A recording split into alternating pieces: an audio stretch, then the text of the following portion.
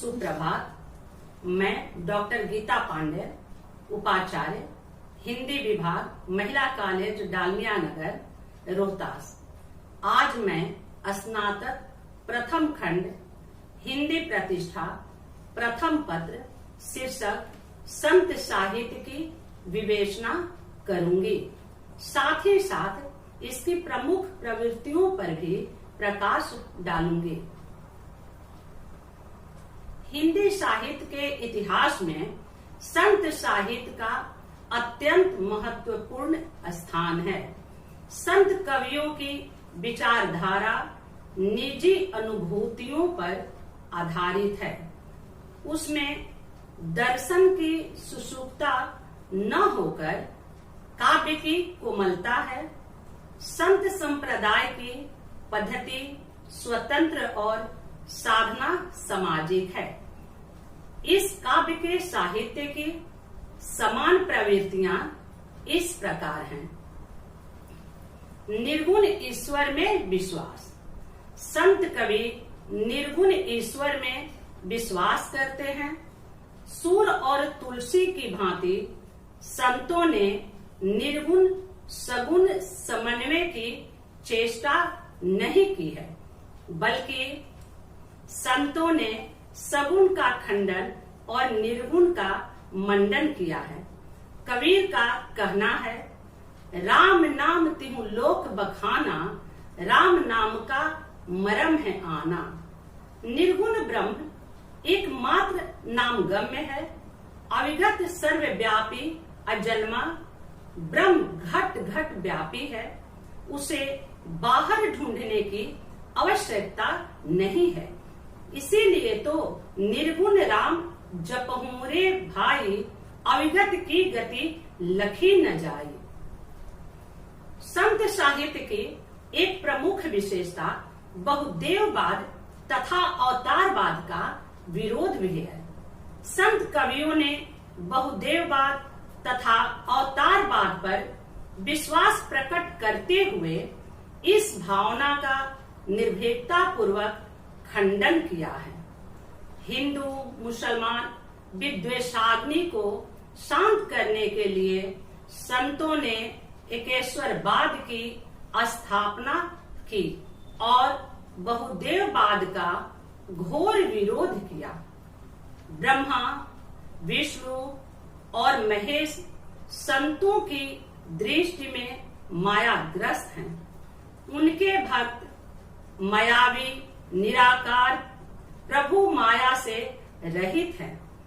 अक्षय पुरुष एक पेड़ है, निरंजन बाकी डार, त्रिदेवा सखा भया, पात भया संसार।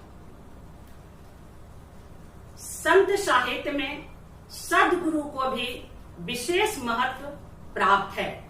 संत समुदाय में गुरु गोविंद से भी ऊपर है।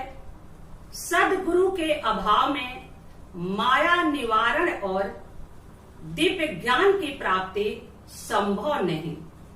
संतों ने गुरु को परमेश्वर मान लिया है। गुरु गोविंद दोऊ खड़े, काके लागू पाई, बलिहारी गुरु आपने, जिन गोविंद दियो बताई। संत कवियों ने जाति पाति के भेदभाव का भी घोर विरोध किया। सभी संत कवि मानवता के समर्थक और जाति पाति वर्ण भेदभाव के प्रबल विरोधी थे। संतों की दृष्टि में भगवत भक्ति में सबको समान अधिकार है। अधिक संत कवि निम्न जाति के थे। कबीर जुलाहा थे, रविदास चमार थे। फलस्वरूप इनके स्वर में अत्यंत प्रखरता और कटुता थी। जाति पाति पूछे नहीं कोई, हरि को भजे से हरि का होई। इतना ही नहीं, कबीर ने यह भी स्पष्ट किया, अरे इन दोउन राह न पाई, हिंदुअन की हिंदुआई देखी, तुर्कन की तुर्काई। रूढ़ियों और आडंबरों का विरोध भी इस काल में जमकर हुआ। नाथ और सिद्ध साहित्य से प्रभावित होने के कारण संत कवियों ने मूर्ति पूजा, रोजा, नमाज, हज, रूढ़ी अंधविश्वास और आडंबरों की कटु आलोचना की है।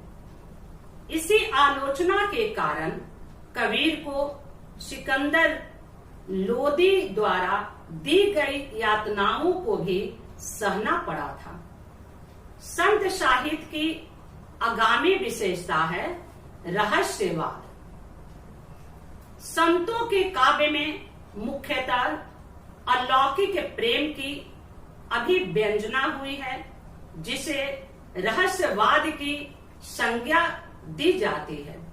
साधना के क्षेत्र में जो ब्रह्म है, साहित्य के क्षेत्र में रहस्यवाद है।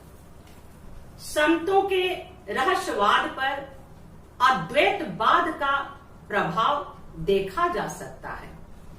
कबीर का रहस्यवाद भावात्मक न होकर साधनात्मक है। सूफी रहस्यवाद भावात्मक है।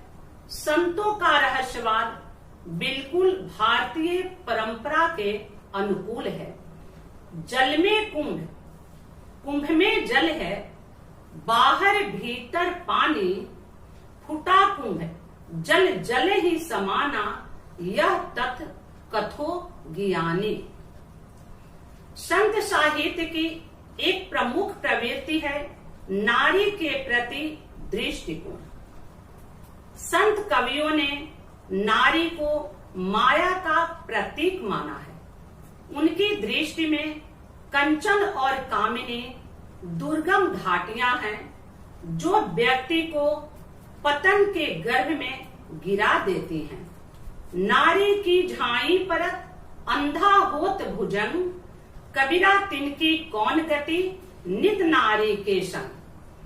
वैसे संतों ने नारी निंदा के साथ साथ पतिव्रता स्त्रियों की मुक्त कंठ से प्रशंसा भी की है। पतिव्रता मैली भली, काली कुचित कुरूप, पतिव्रता के रूप पर 12 कोटि स्वरूप। पतिव्रता स्त्रियां काली या मैली होने के बाद भी प्रशंसनीय होती हैं। इन जैसी पतिव्रता स्त्री पर असंख्य सुंदरियों के रूप को न्यौछावर किया जा सकता है। इस तरह हम देखते हैं कि संत कवियों ने पतिव्रता स्त्रियों की मुक्त कंठ से प्रशंसा भी की है। धन्यवाद। घर में रहें, सुरक्षित रहें।